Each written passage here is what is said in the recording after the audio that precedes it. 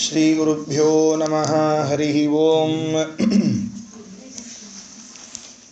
ಜಯತಿ ಹರಿರಚಿಂತ್ಯ ಸರ್ವದೇವೈಕವಂದ್ಯಃ ಪರಮಗುರುರಭೀಷ್ಟಾವಾಪ್ತಿದಃ ಸಜ್ಜನಾನಾಂ ನಿಖಿಲಗುಣಗಣಾರ್ಣೋತ್ಯದಿರ್ಮುಕ್ತದೋಷಃ ಸರಸಿಜನಯನೋऽಸೌ ಶ್ರೀಪತಿರ್ಮಾನದೋ ನಃ ಅಶೇಷವಾಗ್ಜಾಡ್ಯಮಲಾಭಹಂತ್ರಿ ನವಂ ನವಂ ಸ್ಪಷ್ಟಸುವಾಕ್ಪ್ರದಾಯಿನಿ ಮಮೇಘಜಿಹ್ವಾಗ್ರಸುರಂಗನರ್ತಕೇ ಭವಪ್ರಸನ್ನಾ ವದನೆ ಚ ಮೇ ಶ್ರೀಃ ವ್ಯಾಪ್ತಿರ್ಯಸ್ಯ ನಿಜೇ ನಿಜೇ ನಮಃ ಸಾ ಪಕ್ಷೇ ಸಪಕ್ಷೇ ಸ್ಥಿತಿಃ ವ್ಯಾವೃತ್ತಿಶ್ಚ ವಿಪಕ್ಷತೋऽಥ ವಿಷಯೇ ಶಕ್ತಿರ್ನ ವೈ ಬಾಧಿತೆ ನೈವಾಸ್ತಿ ಪ್ರತಿಪಕ್ಷಯುಕ್ತಿರತುಲಂ ಶುದ್ಧಂ ಪ್ರಮಾಣಂ ಸಮೇ ಭೂಯಾತ್ ತತ್ವವಿನಿರ್ಣಯಾಯ ಭಗವಾನ್ ಆನಂದತೀರ್ಥೋ ಮುನಿಃ ವಾಣಿತೆ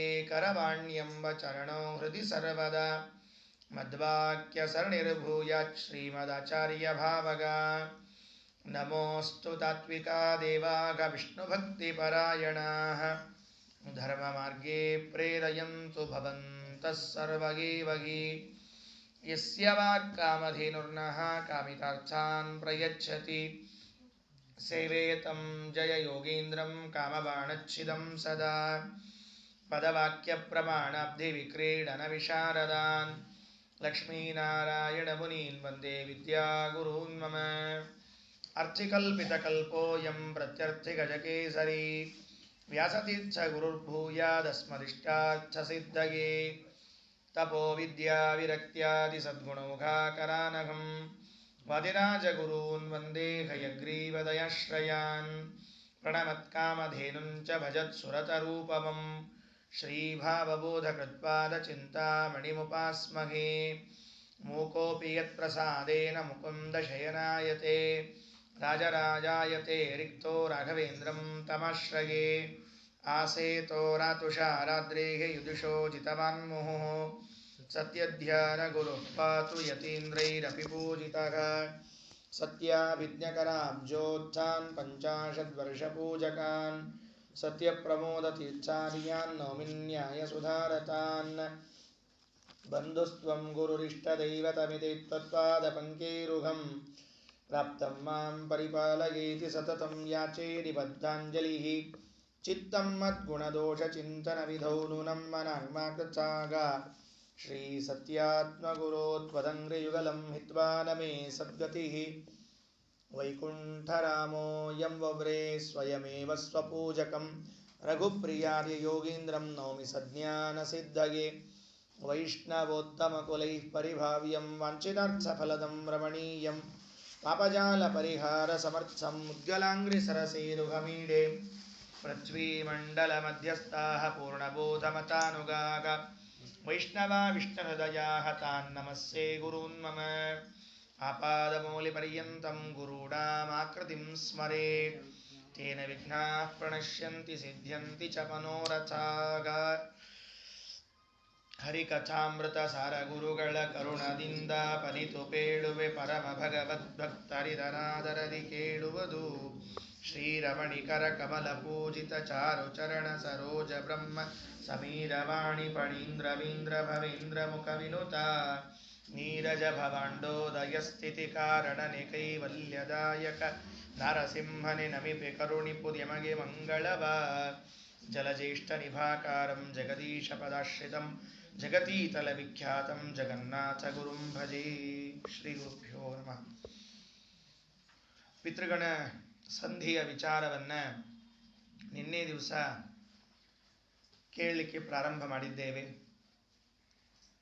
ಪಿತೃಗಣ ಸಂಧಿ ಜಗನ್ನಾಥದಾಸರು ಹರಿವಂಶದಲ್ಲೂ ಹಾಗೂ ಬೇರೆ ಬೇರೆ ಉಪನಿಷತ್ತಿನಲ್ಲಿ ಬಂದಿರುವಂತಹ ಪಿತೃದೇವತೆಗಳ ವಿಚಾರವನ್ನು ತೆಗೆದುಕೊಂಡು ಶ್ರಾದ್ದದ ಮಹತ್ವವನ್ನು ಹೇಳುವುದಕ್ಕಾಗಿ ಈ ಸಂಧಿಯನ್ನು ಪ್ರಾರಂಭ ಮಾಡಿದ್ದಾರೆ. ಮುಂದಿನ 2-3 ಪದ್ಯಗಳಾದ ಮೇಲೆ ತಂದೆ ತಾಯಿಗಳ ಪ್ರೀತಿಗಾಗಿ ಶ್ರಾದ್ದವನ್ನು ಮಾಡಬೇಕು ಎಂಬ ನಿರ್ಣಯವನ್ನು ತಿಳಿಸ್ತಾರೆ. ಅದಕ್ಕೂ ಮೊದಲು ಶ್ರಾದ್ದದಲ್ಲಿ ಬರುವಂತಹ ಭಗವದ್ ರೂಪಗಳ ವಿಚಾರ, ಆ ದೇವತೆಗಳು ಎಷ್ಟು ಜನ ಇದ್ದಾರೆ, ಯಾವ ಯಾವ ದೇವತೆಗಳ ಅನುಸಂಧಾನದಿಂದ ಶ್ರಾದ್ದ ಕರ್ಮವನ್ನು ಮಾಡಬೇಕು, ಶ್ರಾದ್ದ ನಮಗೆ ಹೊರೆಯಾಗಬಾರದು. ನಾವೆಲ್ಲ ಸಾಮಾನ್ಯವಾಗಿ ಶ್ರಾದ್ದವನ್ನು ಹೊರೆ ಅಂತ ಭಾವಿಸ್ತಿರ್ತೇವೆ, ಬಹಳ ಶ್ರಮ ಪಡ್ತಿರ್ತೇವೆ. ಅದಕ್ಕೆಲ್ಲ ಶ್ರದ್ಧೆಯಿಂದ ಮಾಡುವುದಾಗಬೇಕು, ಪ್ರೀತಿಯಿಂದ ಮಾಡುವುದಾಗಬೇಕೇ ವಿನಃ ತೊಂದರೆಗೊಳಗಾಗಿ ಕಷ್ಟಪಟ್ಟು ಬಯಸಿಕೊಂಡು. ಶ್ರಾದ್ದದಲ್ಲಿ ಕೆಲವು ನಿಯಮಗಳನ್ನು ಹೇಳ್ತಾರೆ. ಸಿಟ್ಟು ಮಾಡಿಕೊಳ್ಬಾರದು ಅಂತ ಶ್ರಾದ್ದದ ಮೊದಲನೇ ನಿಯಮ ಅಂತ. ಯಾವ ಕಾರಣಕ್ಕೂ ಶ್ರಾದ್ದ ಮಾಡುವಾಗ ಸಿಟ್ಟು ಮಾಡಲೇಬಾರ್ದು, ಯಾವಾಗಲೂ ಮಾಡಬಾರ್ದು, ಶ್ರಾದ್ದದಲ್ಲಂತರೂ ಮಾಡಲೇಬಾರ್ದು. ಅಂದರೆ ದೇವರ ಪೂಜಾ ಕೂತಾಗ, ಸಂಧ್ಯಾವಂದನೆ ಕೂತಾಗ ಸಿಟ್ಟು ಮಾಡಿಕೊಂಡ್ವಿ ಅಂದರೆ ಅದಕ್ಕೇನು ಹೇಳಿದ್ದಾರೆ ಅಂದರೆ ಮೈಲಿಗೆ ಅಂತ ಹೇಳ. ಅಂದರೆ ಇವ ಸಿಟ್ಟು ಮಾಡ್ಕೊಂಡ ಅಂದರೆ ಮತ್ತೆ ಸೀದಾ ಭಾವಿಗೆ ಹೋಗ್ಬೇಕವ, ಬಚ್ಲಕ್ಕೆ ಹೋಗ್ಬೇಕವ, ಮತ್ತೆ ಸ್ನಾನ ಮಾಡಿ ಬರ್ಬೇಕು ಹೊಳ್ಳವ, ಹಂಗದ ವ್ಯವಸ್ಥೆ. ಅದರಿಂದ ಸಿಟ್ಟು ಮಾಡಿಕೊಳ್ಬಾರ್ದು. ಶ್ರಾದ್ದದಲ್ಲಿ ಸಿಟ್ಟು ಮಾಡಬಾರದು, ಅವಸರ ಮಾಡಬಾರ್ದು. ಇವನ್ನೆಲ್ಲ ಕೆಲವು ನಿಯಮಗಳನ್ನು ಹೇಳುತ್ತಾರೆ. ಅವಸರಲ್ಲೇ ಶ್ರಾದ್ದ, ಮುಂದೆ ಹೇಳ್ರಿ ಅಂತ ಹೇಳಿ ಅವಸರ ಮಾಡಿ ಮುಗಿಸ್ಬಿಡಬಾರ್ದು, ಹೀಗೆಲ್ಲ ಮಾಡಬಾರ್ದು ಎಂಬ ಎಚ್ಚರವನ್ನು ತಿಳಿಸ್ತಾರೆ. ಅಂತಹ ಶ್ರಾದ್ದದ ವಿಷಯವನ್ನೇ ವಿಸ್ತಾರವಾಗಿ ಹೇಳುವ, ಅಲ್ಲಲ್ಲಿ ಭಗವಂತನ ಮಹಿಮೆಯನ್ನು ಹೇಳುವ. ಯಾವ ಯಾವ ಮಕ್ಕಳು ಯಾವ ತಂದೆ ತಾಯಿಗಾಗಿ ಶ್ರಾದ್ದವನ್ನು ಮಾಡಿದರು, ಅದರಿಂದ ಆ ತಂದೆ ತಾಯಿಗಳಿಗೆ ಏನು ಉಪಯೋಗ ಆಯಿತು, ಸ್ವಯಂ ಭಗವಂತನ ಅವತಾರಗಳು ಹೇಗೆ ತಂದೆ ತಾಯಿಗಳನ್ನು ಉದ್ಧಾರ ಮಾಡಲಿಕ್ಕೆ ಕಾರಣ ಆಯಿತು, ಇದನ್ನೆಲ್ಲ ಈ ಪಿತೃಗಣ ಸಂಧಿಯಲ್ಲಿ ನಿರೂಪಣೆಯನ್ನು ಮಾಡ್ತಾರೆ. ರಾಮಚಂದ್ರ ಮಾಡಿದ ಶ್ರಾದ್ದದ ವಿವರಣೆಯನ್ನು ಹೇಳ್ತಾರೆ ಇದರಲ್ಲಿ. ರಾಮ ದಶರಥ ತೀರ್ಕೊಂಡಿದ್ರೆ ಏನು ಮಾಡ್ಬೇಕು, ದೇವ್ರು ನಾನು ಯಾಕೆ ಮಾಡ್ಬೇಕು ಶ್ರಾದ್ದ, ನಾವು ಭಾಳ ಶಾಣೆ ಅಂತ ತಿಳ್ಕೊಂಡಿರ್ತೀವಿ ನೋಡ್ರಿ. ಶ್ರಾದ್ದ ಯಾಕೆ ಮಾಡ್ಬೇಕು, ರಾಮಚಂದ್ರ ಭಗವಂತನ ಅವತಾರನಾಗಿದ್ರು, ದಶರಥ ತೀರಿಕೊಂಡ್ರೆ ಶ್ರಾದ್ದವನ್ನು ಮಾಡ್ತಾನೆ. ಎಷ್ಟು ಸೊಗಸಾಗಿದೆ. ದೇವರೇ ಶ್ರಾದ್ದ ಮಾಡ್ತಾನೆ ಅಂದರೆ ಏನು ಆನಂದ ಆಗ್ಬೇಡಿ ಹೇಳಿ ನೋಡಂತ. ಹಾಗಾದ್ರೆ ದೇವರು ಮಾಡುವ ಶ್ರಾದ್ದಕ್ಕೆ ಊಟಕ್ಕೆ ಬಂದಿರೋ ಬ್ರಾಹ್ಮಣರ ಲೆಕ್ಕ ಏನು, ಆ ದಶರಥನ ಮಹಿಮೆ ಏನು, ಅರ್ಥಾತ್ ಅವನಿಗೆ ಆಗುವ ಪುಣ್ಯ ಲೋಕಗಳೇನು, ಇದನ್ನೆಲ್ಲ ದಾಸರು ಈ ಪಿತೃಗಣ ಸಂಧಿಯಲ್ಲಿ ಹೇಳ್ತಾರೆ. ಮೊದಲು ನಿನ್ನೆ ಕೇಳಿದ ಒಂದು ಪದ್ಯ ಸ್ಮರಣೆ ಮಾಡಿಕೊಂಡು ಮುಂದೆ ಹೊರಡುತ್ತೇನೆ. ಕೃತಿರಮಣ ಪ್ರದ್ಯುಮ್ನ ವಸುದೇವತೆಗಳ ಅಹಂಕಾರತ್ರಯದೊಳು ಚತುರವಿಂಶತಿ ರೂಪದಿಂದಲಿ ಭೋಜ್ಯನೆನಿಸುವನು. ಹುತವಃ ಕ್ಷಾಂತರ್ಗತ ಜಯಾಪತಿಯುತಾನೇ ಮೂರಧಿಕ ತ್ರಿಂಶತಿ ಸ್ವರೂಪದಿ ಭೋಕ್ತೃ ಎನಿಸುವ ಭೋಕ್ತೃಗಳೊಳಗಿದ್ದು. ಮೊದಲನೇ ಪದ್ಯದಲ್ಲಿ ಶ್ರಾದ್ದಕ್ಕೆ ಬರುವಂತಹ 3 ಪಿತೃದೇವತೆಗಳ ಗಣ, ಅರ್ಥಾತ್ ದೇವತೆಗಳು, ಅಷ್ಟವಸುಗಳು, ಏಕಾದಶ ರುದ್ರರು, ದ್ವಾದಶ ಆದಿತ್ಯರು, ಪಿತೃ ಪಿತಾಮಹ ಪ್ರಪಿತಾಮಹರು. ಈ 3 ಪಿತೃಗಳಲ್ಲಿ ಅಷ್ಟವಸುಗಳು, ಪಿತಾಮಹರಲ್ಲಿ ಏಕಾದಶ ರುದ್ರರು, ದ್ವಾದಶಾದಿತ್ಯರು ಪ್ರಪಿತಾಮಹರಲ್ಲಿ ಇದ್ದಾರೆ ಅಂತ ಹೇಳಿದರು. ಇದು ಸಣ್ಣ ಲೆಕ್ಕ. ಇದು ಮೊದಲಿಗೆ ಅಷ್ಟವಸುಗಳು ಅಂತ ತೆಗೆದುಕೊಂಡು 8 ದೇವತೆಗಳು ಪಿತೃವಿನಲ್ಲಿ. ನೋಡ್ರಿ, ಒಬ್ಬ ಪಿತೃ ಪಿಂಡ ಇಡುವಾಗ ಆ 8 ದೇವತೆಗಳ ಸ್ಮರಣೆಯನ್ನು ಮಾಡಬೇಕು. ಈಗ ಪಕ್ಷಮಾಸದಲ್ಲಿ ಶ್ರಾದ್ದ ಆಗ್ತಾ ಇರ್ತದಲ್ಲ, ಅವಕಾಶ ಇತ್ತು ಅಂದರೆ ಹೆಣ್ಮಕ್ಳಿಗೆ ಈ ಪಿತೃಗಣ ಸಂಧಿಯನ್ನು ಪಾರಾಯಣ ಮಾಡಿಬಿಡ್ರಿ. ಶ್ರಾದ್ದ ನಡೆಯೋಷ್ಟೊತ್ತು ಎಷ್ಟೊತ್ತಾಗತ್ತೋ ಅಷ್ಟೊತ್ತು ಪಾರಾಯಣವನ್ನು ಮಾಡಿ. ಸಾಮಾನ್ಯವಾಗಿ ಮನೆಯಲ್ಲಿ ಬಹಳ ಜನ ಆದರೆ ಅಡುಗೆಯವ್ರನ್ನ ಹೇಳಿರ್ತಾರೆ, ಹೆಣ್ಮಕ್ಳಿಗೆ ಅವಕಾಶ ಇರ್ತದೆ ಮಾಡಬಹುದು, ಇಲ್ಲ ಅವರೇ ಮಾಡ್ತಾ ಇದ್ರು ಒಂದು ಸ್ವಲ್ಪ ಅವಕಾಶವನ್ನು ಮಾಡಿಕೊಂಡಾದರೂ ಈ ಪಿತೃಗಣ ಸಂಧಿಯನ್ನು ಹೇಳ್ರಿ, ಪಿತೃಗಳಿಗೆ ಬಹಳ ತೃಪ್ತಿಯಾಗತ್ತೆ. ಆ ಪಿತೃವಿನಲ್ಲಿ ಅಷ್ಟವಸುಗಳು, ಪಿತಾಮಹನಲ್ಲಿ ಏಕಾದಶ ರುದ್ರರು, ಪ್ರಪಿತಾಮಹನಲ್ಲಿ ದ್ವಾದಶ ಆದಿತ್ಯರು ಅಂತ. ಇದಕ್ಕೆ ಜಗನ್ನಾಥದಾಸರು ಒಂದು ಸ್ವಲ್ಪ ಹೊಸ ವಿಷಯವನ್ನು ಸೇರಿಸಿದ್ರು. ಅಹಂಕಾರ ತ್ರಯದಿಂದ ಗುಣಿಸಿಬಿಡ್ರಿ ಅಂತ ಹೇಳಿಬಿಟ್ರು. ಒಂದನೇ ಅಷ್ಟವಸುಗಳನ್ನು ಅಹಂಕಾರ ತ್ರಯದಿಂದ ಗುಣಿಸ್ರಿ. ತಾಮಸ ಅಹಂಕಾರ, ತೈಜಸ ಅಹಂಕಾರ, ವೈಕಾರಿಕ ಅಹಂಕಾರ. ಅದೇ ರೀತಿಯಾಗಿ ಏಕಾದಶ ರುದ್ರರನ್ನ, ಅದೇ ರೀತಿಯಾಗಿ ದ್ವಾದಶಾದಿತ್ಯರನ್ನು ಗುಡಿಸಿಬಿಡ್ರಿ. ಇದಿಲ್ಲಿಗೆ ವ್ಯವಸ್ಥೆ ಮಾಡಿದರು. ಇದಾದ ಮೇಲೆ ಮತ್ತೆ 2 ಭಾಗ ಮಾಡಿಕೊಂಡ್ರು. ಶ್ರಾದ್ದಕ್ಕೆ ಬಂದಿರುವಂತಹ ಭೋಕ್ತ ಮತ್ತು ಭೋಜ್ಯ. ಆ ಭೋಕ್ತ ಮತ್ತು ಭೋಜ್ಯರಲ್ಲಿ ಯಾರಿದ್ದಾರೆ ಅಂತ 2 ವಿಷಯವನ್ನು ತೆಗೆದುಕೊಂಡು, ಭೋಜ್ಯನಾದವನು ಪ್ರದ್ಯುಮ್ನ, ಕೃತಿ ಸಹಿತನಾದ ಪ್ರದ್ಯುಮ್ನ, ಭೋಕ್ತೃ ಒಳಗೆ ಜಯಾಪತಿ ಸಂಕರ್ಷಣ ಇದ್ದಾನೆ ಅಂತ ನಿನ್ನೆ ಮೊದಲನೇ ಪದ್ಯದಲ್ಲಿ ಇಷ್ಟು ವಿಷಯ ತಿಳಿಸಿದ್ರು. ಇವತ್ತು 2ನೇ ಪದ್ಯದ ಪ್ರಾರಂಭವನ್ನು ನೋಡೋಣ. ಅದರಲ್ಲಿ 2ನೇ ಪದ್ಯದಲ್ಲಿ ವಾಸುದೇವನ ರೂಪದ ವಿಚಾರವನ್ನು ತೆಗೆದುಕೊಳ್ಳುತ್ತಾರೆ. ದ್ವಾದಶ ಆದಿತ್ಯನಲ್ಲಿ ವಾಸುದೇವನಿದ್ದಾನೆ.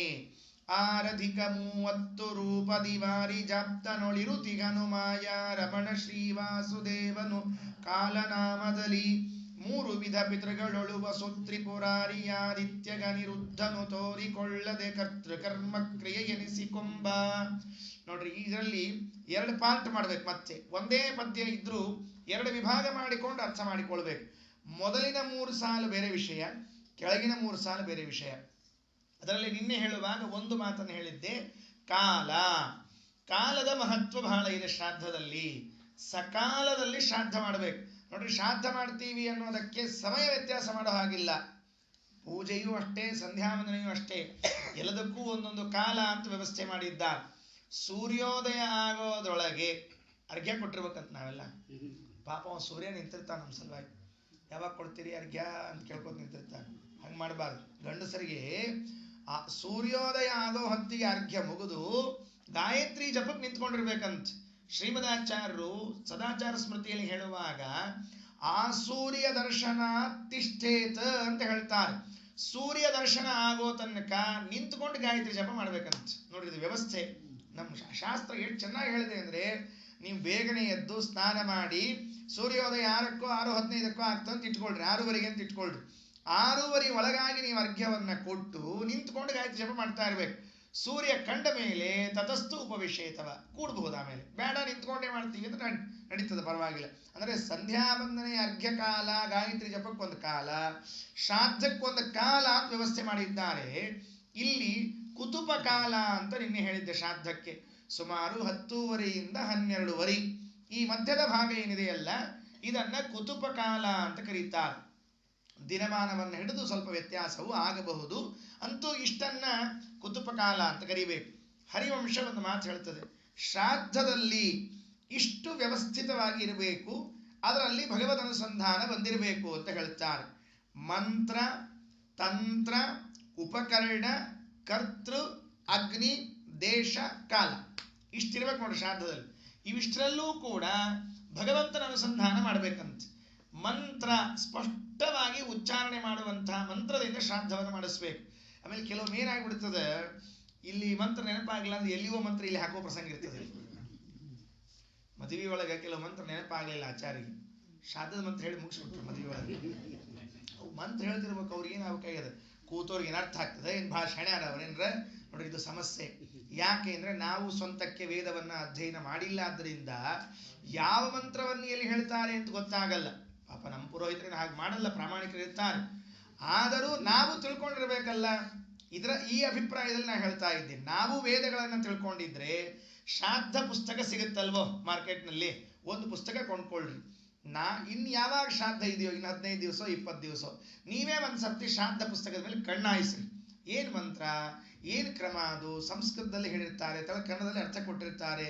ನೋಡಿದ್ರಿ ಅಂದ್ರೆ ಯಾವ ಮಂತ್ರಗಳಿವೆ ಅಂತ ಸ್ವಲ್ಪ ತಲೆಯಲ್ಲಾದರೂ ಇರ್ತದೆ.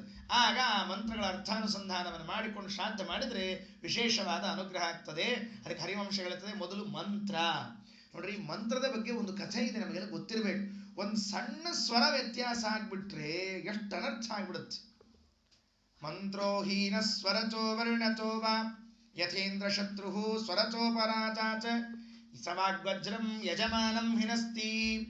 ಮಂತ್ರದಲ್ಲಿ ಒಂದು ಸಣ್ಣ ಸ್ವರ ವ್ಯತ್ಯಾಸ ಆದ್ರೆ ಯಜಮಾನನಿಗೆ ಘಾತ ಆಗತ್ತಂತೆ, ಬೇರೆಯವರಿಗಲ್ಲ, ಯಜಮಾನನಿಗೆ ಪೆಟ್ಟು ಬೀಳುತ್ತದೆ. ಹಾಗಾಗಿ ನಾವು ಮಂತ್ರ ಅನ್ನುವಾಗ ಸ್ವರಗಳನ್ನು ಸರಿಯಾಗಿ ಅನ್ಬೇಕಂತ. ಈಗ ಸಂಗೀತದಲ್ಲಿ ರಾಗ ಸರಿಯಾಗಿ ಹೇಳಬೇಕೋ ಬೇಡವೋ ಹೇಳಿ ನೋಡಂತ. ಭೈರವಿ ರಾಗವೋ ಕಲ್ಯಾಣಿ ರಾಗವೋ ಯಾವುದೋ ಒಂದು ರಾಗ ಇದ್ದಾಗ ಆ ಭೈರವಿಯೋ ಕಲ್ಯಾಣಿಯನ್ನೋ ಸರಿಯಾಗಿ ನೀವು ಅನ್ನದೇ ಹೋದ್ರೆ ಕೂತವನಿಗೆ ಎಷ್ಟು ತೊಂದರೆ ಆಗುತ್ತೆ, ಕರ್ಕಶ ಆಗ್ತದೋ ಇಲ್ಲೋ. ಹಾಗಾದ್ರೆ ಸ್ವರಗಳನ್ನು ನೀವು ವ್ಯತ್ಯಾಸ ಮಾಡಿ ಹೇಳಿದ್ರೆ ದೇವತೆಗಳಿಗೆ ವ್ಯತ್ಯಾಸ ಆಗುತ್ತೆ, ಅದಕ್ಕೆ ಸಿಟ್ಟು ಮಾಡ್ಕೊಳ್ತಾರೆ. ಆದ್ರಿಂದ ಮಂತ್ರಗಳನ್ನು ಸರಿಯಾಗಿ ಉಚ್ಚಾರಣೆ ಮಾಡ್ರಿ. ಮಂತ್ರ ಸರಿಯಾಗಿ ಉಚ್ಚಾರಣೆ ಅಂದ್ರೆ ಏನರ್ಥ, ಅದಕ್ಕೆ ಸ್ವರ ವರ್ಣ ಎರಡಿರ್ತದೆ ಮಂತ್ರದಲ್ಲಿ. ಸ್ವರ ಅಂದ್ರೆ ಉದಾತ್ತ ಅನುದಾತ್ತ ಸ್ವರಿತ ಅಂತ 3 ಸ್ವರಗಳು. ಅದನ್ನ ಹಿಂಗೆ ಹೇಳ್ಬೇಕಲ್ಲ, ನಮ್ಮ ಉತ್ತರ ಕರ್ನಾಟಕ ಭಾಷೆದಾಗ ಹೇಳಿದ್ರೆ ಅರ್ಥ ಆಗ್ತದೆ. ಮ್ಯಾಲೆ ಕೆಳಗ, ಅರ್ಥ ಆಗ್ತದೆ. ಈ ಮಂತ್ರ ಏನಂತ ತಿಳ್ಕೊಂಡು ನಾವು ಹೇಳ್ಬೇಕಾದ್ರೆ ತಲೆ ಮ್ಯಾಲೆ ಮಾಡು, ತಲೆ ತೆಳಗ್ ಮಾಡು ಅಂತ ಹೇಳ್ತಾರೆ. ಪಾಪ ಹಿಂದಕ್ಕೆಲ್ಲ ಸಂಧ್ಯಾನ ಹಿಂಗೆ ಹೇಳ್ಕೊಡ್ತಿದ್ರಿ ಅವ್ರು. ನಮ್ಮ ಪುರೋಹಿತರೆಲ್ಲ ಹೇಳ್ಕೊಡ್ಬೇಕಾದ್ರೆ ಮ್ಯಾಲೆ ಎತ್ತಬೇಕು. ಅವ್ನು ತಲೆ ಮೇಲೆ ಎತ್ತಬೇಕು. ತಲೆ ಮೇಲೆ ಎತ್ತಬೇಕಾಗಿಲ್ಲ, ಸ್ವರ ಮೇಲೆ ಎತ್ತಬೇಕಾಗ್ಯದ. ಅವ ತಲೆ ಮೇಲೆ ಎತ್ತಿ ಸ್ವರ ಅಲ್ಲೇ ಉಳಿಸಿದಾಗ ಏನು ಪ್ರಯೋಜನ ಬೀಳೋದಿಲ್ಲ. ಅದಕ್ಕೆ ಸ್ವರ, ಆಮೇಲೆ ವರ್ಣ. ಅಕ್ಷರಗಳನ್ನು ಉಚ್ಚಾರಣೆ ಮಾಡುವಾಗ ಸ್ಪಷ್ಟೋಚ್ಚಾರಣೆ ಇಲ್ಲದೆ ಹೋದರೆ ಘಾತ. ಅಂದ ಮೇಲೆ ಮಂತ್ರ ಶ್ರಾದ್ದದಲ್ಲಿ ಒಂದಿರಬೇಕು. ಎರಡನೆಯದ್ದು ತಂತ್ರ. ತಂತ್ರ ಅಂದ್ರೆ ಏನು ನೋಡ್ರಿ, ತಂತ್ರ ಅಂದ್ರೆ ಇದನ್ನ ಇಂಗ್ಲಿಷ್ನಾಗ ಹೇಳಿದ್ರೆ ಟೆಕ್ನಿಕ್ ಆಗ್ತದೆ. ತಂತ್ರ ಅಂದ್ರೆ ವಿಧಿ, ಯಾವುದನ್ನ ಹೇಗೆ ಮಾಡ್ಬೇಕು. ಸ್ವಾಹ ಅಂತಿರ್ತಾರಲ್ಲ ಯಜ್ಞದಲ್ಲಿ, ಸ್ವಾಹ ಸಮಕಾಲದಲ್ಲಿ ಆಹುತಿ ಅಗ್ನಿಯಲ್ಲಿ ಬೀಳ್ಬೇಕು. ಅವ ಸ್ವಾಹ ಅಂತ ಅಂದ್ಬಿಡೋದು, ಇವ ಒಂದು 10 ನಿಮಿಷ ಬಿಟ್ಟು ಹಿಂಗೆ ತುಪ್ಪ ಹಾಕೋದು, ಇದಲ್ಲ. ಹೀಗೆ ಮಾಡಬಾರ್ದು. ವಿಧಿ ಸರಿಯಾಗಿ ಯಾವಾಗ ಪಿಂಡ ಇಡ್ರಿ ಅಂತ ಹೇಳುವಾಗ, ಪಿಂಡ ಇಡುವಾಗ ಮಂತ್ರೋಚ್ಚಾರಣ ಸಮಕಾಲದಲ್ಲಿ ಪಿಂಡವನ್ನು ಇಡಬೇಕು. ಏನಾಗ್ತಿರ್ತದೆ ಗೊತ್ತೇನ್ರಿ, ಅವ ಪುರೋಹಿತ ಮಂತ್ರ ಹೇಳಿ ಹೋಗ್ಬಿಟ್ಟಿರ್ತಾನೆ ಮುಂದೆ, ಆಮೇಲೆ ಇವ ಪಿಂಡ ಇಡ್ತಿರ್ತಾನೆ. ಹಾಗೆಲ್ಲ ಆಗಬಾರ್ದು. ಅದಕ್ಕಾಗಿ ಏನು ವ್ಯವಸ್ಥೆ ಮಾಡಿದ್ದಾರೆ ಅಂದ್ರೆ, ಮಂತ್ರೋಚ್ಚಾರಣ ಸಮಕಾಲದಲ್ಲಿಯೇನೆ ಪಿಂಡ ಪ್ರದಾನ ಆಗಲಿ. ಈಗ ನೋಡ್ರಿ ಕೆಲವೆಲ್ಲ ಇದೆ. ಶ್ರಾದ್ದ ಮಾಡುವಾಗ ಪಿಂಡವನ್ನ ಯಾವಾಗ ಇಡಬೇಕು, ಆ ಪಿಂಡ ಇಡುವ ಕಾಲದಲ್ಲಿ ಯಾವ ಮಂತ್ರಗಳನ್ನು ಹೇಳಬೇಕು, ಇದೆಲ್ಲ ಒಂದು ವ್ಯವಸ್ಥೆಯನ್ನು ಮಾಡಿಕೊಟ್ಟಿದ್ದಾರೆ. ಅದಕ್ಕೆ ಮಂತ್ರ ಮತ್ತು ತಂತ್ರ. ಪವಿತ್ರ ಹಾಕ್ಕೊಳ್ಬೇಕು, ಎಳ್ಳು ನೀರು ಬಿಡಬೇಕು, ಇದೆಲ್ಲ ಶ್ರಾದ್ದದಲ್ಲಿ ಬರ್ತದೋ ಇಲ್ಲೋ ನೋಡ್ರಿ. ಇವನ್ನೆಲ್ಲ ನಾವು ಸರಿಯಾಗಿ ತಿಳ್ಕೊಂಡು ಮಾಡಬೇಕು, ಅಂದಾಗ ಮಾತ್ರ ಫಲ ಸಿಗ್ತದೆ. ಮಂತ್ರ ತಂತ್ರ. ಎರಡನೇದ್ದು ಉಪಕರಣ. ಉಪಕರಣ ಅಂದ್ರೆ ಅದಕ್ಕೆ ಬೇಕಾದ ಸಾಮಗ್ರಿಗಳು, ಎಳ್ಳು, ಅಕ್ಕಿ, ತುಪ್ಪ, ಜೇನುತುಪ್ಪ, ಇವೇನು ಶ್ರಾದ್ದಕ್ಕೆ ಬೇಕಿರ್ತಾವ ನೋಡ್ರಿ, ಅವೆಲ್ಲ ಸಾಮಗ್ರಿಗಳನ್ನು ಇಟ್ಕೊಂಡಿರ್ಬೇಕು. ಕೆಲವೊಮ್ಮೆ ಏನಾಗ್ತಾ ಇರ್ತದೆ, ಏನಿದ್ದು ಅಕ್ಷರ ಹಾಕ್ಬಿಡ್ರಿ ಮುಗಿಸ್ಬಿಡ್ರಿ ಅಂತ ತಿಳ್ಕೊಂಡು ಹೇಳಿ ಆ ಅಕ್ಷದಾದ ಮೇಲೆ ಮುಗಿಸ್ಬಿಡ್ತಿರ್ತಾರೆ. ಹಂಗೆಲ್ಲ ಮಾಡಬಾರ್ದು. ಆ ಪದಾರ್ಥಗಳನ್ನು ಇಟ್ಕೊಂಡಿರ್ಬೇಕು. ಕರ್ತೃ ಮಾಡೋ ವ್ಯಕ್ತಿ ಇದ್ದಾನಲ್ಲ, ಆತ ಸರಿಯಾಗಿರ್ಬೇಕು, ಶುದ್ಧಿಯಿಂದ ಇರಬೇಕು. ಹಿಂದಿನ ದಿವಸ ರಾತ್ರಿ ಆಹಾರ ತಗೊಳ್ಬಾರ್ದು, ಮಾಡಿದ ದಿವಸ ರಾತ್ರಿ ಆಹಾರ ತಗೊಳ್ಬಾರ್ದು. ಎರಡು ವ್ಯವಸ್ಥೆ. ಹಿಂದಿನ ದಿವಸವೂ ತಗೊಳ್ಬಾರ್ದು, ಮಾರನೇ ದಿವಸವೂ ತಗೊಳ್ಬಾರ್ದು. ಶ್ರಾದ್ದ ಮಾಡೋ ವ್ಯಕ್ತಿ ಹಿಂದಿನ ದಿವಸವೂ ಬ್ರಹ್ಮಚರ್ಯ ಪಾಲಿಸಬೇಕು, ಅವತ್ತಿನ ದಿವಸವೂ ಬ್ರಹ್ಮಚರ್ಯ ಪಾಲಿಸಬೇಕು. ಒಂದೇ ಹೊತ್ತು ಊಟ ಮಾಡಬೇಕು. ಉಳಿದವರು ಮನೆಯಲ್ಲಿದ್ದ ಹೆಣ್ಮಕ್ಳು ಮಕ್ಕಳೆಲ್ಲ 2 ಹೊತ್ತು ಊಟ ಮಾಡ್ಬೇಕು, ಅವ್ರು ಬಿಡೋ ಹಂಗಿಲ್ಲ. ಮತ್ತೆ ಇವ್ರು ಮಾಡ್ಬೇಕು, ಅವ್ರು ಬಿಡಬೇಕು, ಹಿಂಗೆ ವ್ಯವಸ್ಥೆ ಅದ. ನಮ್ಮನೆಯವರ ಮಾಡ್ಯಾರ, ನಾವ್ಯಾಕಂತ ಇವ್ರು ಹಿಂಗೆ ಕೊಡೋ ಹಂಗಿಲ್ಲ. ಅವ್ರು ಮಾಡಬೇಕು, ಇವ್ರು ಮಾಡಬಾರ್ದು, ಹೀಗೆ ವ್ಯವಸ್ಥೆ ಇದೆ. ಇದೆಲ್ಲ ಆ ಉಪಕರಣಗಳಲ್ಲಿ ಬರ್ತಕ್ಕಂಥ, ಯಜಮಾನಲ್ಲಿ ಬರ್ತಕ್ಕಂಥದ್ದಾಗಿದೆ. ಆ ಯಜಮಾನ ಶ್ರಾದ್ದ ಮಾಡುವಾಗ ದೇವರ ಪೂಜೆ ಮಡಿ ಇರ್ತದಲ್ಲ, ಅಷ್ಟು ಶುದ್ಧ ಮಡಿಯಲ್ಲಿ ಮಾಡ್ಬೇಕು. ನಾವೆಲ್ಲ ನಮಗೇನಾಗ್ಬಿಟ್ಟಿದೆ ಅಂದ್ರೆ, ಒಂದು ಸುತ್ತಗೋ ಮಾಡಿ ಮುಗಿಸ್ಬಿಡು ಅಂತ ಹಿಂಗೆ. ದೇವರ ಪೂಜಾ ಮಾಡೋ ಕಾಲಕ್ಕೆ ಎಷ್ಟು ಮಡಿಯಲ್ಲಿ ಮಾಡ್ತೀವಲ್ಲ, ಅದೇ ಮಡಿಯಲ್ಲೇನೆ ಶ್ರಾದ್ದ ಮಾಡ್ಬೇಕು. ಯಾಕೆ ಅಂದ್ರೆ ಅದು ಪೂಜೆನೆ. ಇದು ಜನಾರ್ದನ ಪೂಜೆ, ಅದು ಶಾಲಿಗ್ರಾಮದ ಪೂಜೆ. ಮುಂದೆ ಬರ್ತಾನೆ ಶ್ರಾದ್ದದಲ್ಲಿ ಜನಾರ್ದನ ಅಂತ ಮುಂದೆ ಬರ್ತಾನೆ. ಆದ್ರಿಂದ ಆ ಪೂಜೆಯನ್ನು ಮಾಡುವಾಗ, ಯೋಗ್ಯವಾಗಿ ಶ್ರಾದ್ದವನ್ನು ಮಾಡುವಾಗ ಅದೇ ಮಡಿಯಲ್ಲಿ ಮಾಡಬೇಕು ಅಂತ. ಇದಾದ ಮೇಲೆ ಬೆಂಕಿ, ಅಗ್ನಿ ಅಂತ ಇರ್ತದೆ, ಅಲ್ಲಿ ಅಗ್ನೌಕರಣ ಅಂತ ಬರ್ತದೆ. ಯಜುರ್ವೇದಿಗಳಿಗಾದರೆ ಅಗ್ನಿಯನ್ನು ಸಾಕ್ಷಾತ್ತಾಗಿಟ್ಟಿರ್ತಾರೆ. ಋಗ್ವೇದಿಗಳಿಗೆ ಆ ಪಾತ್ರೆಯಲ್ಲೇ ಅಂದ್ರೆ ಎಲೆಯಲ್ಲೇನೆ ಅಗ್ನೌಕರಣವನ್ನು ಮಾಡಿಸ್ಬಿಡ್ತಾರೆ. ವಿಪ್ರಪಾಣ ಹೋಮ ಅಂತ ವ್ಯವಸ್ಥೆ ಮಾಡ್ತಾರೆ. ಇದೆಲ್ಲ ಮಾಡಬೇಕು, ಸರಿಯಾಗಿ ತಿಳ್ಕೊಂಡು ಮಾಡಬೇಕು. ಆಮೇಲೆ ದೇಶ ನೋಡ್ರಿ, ಎಲ್ಲಿ ಮಾಡ್ತೀರಿ ಶ್ರಾದ್ದ ಎಂಬುದು ಬಹಳ ಮಹತ್ವದದು. ಶ್ರಾದ್ದವನ್ನು ಮಾಡುವಾಗ ದೇಶವನ್ನ ಆರಿಸಿಕೊಳ್ಳ್ರಿ.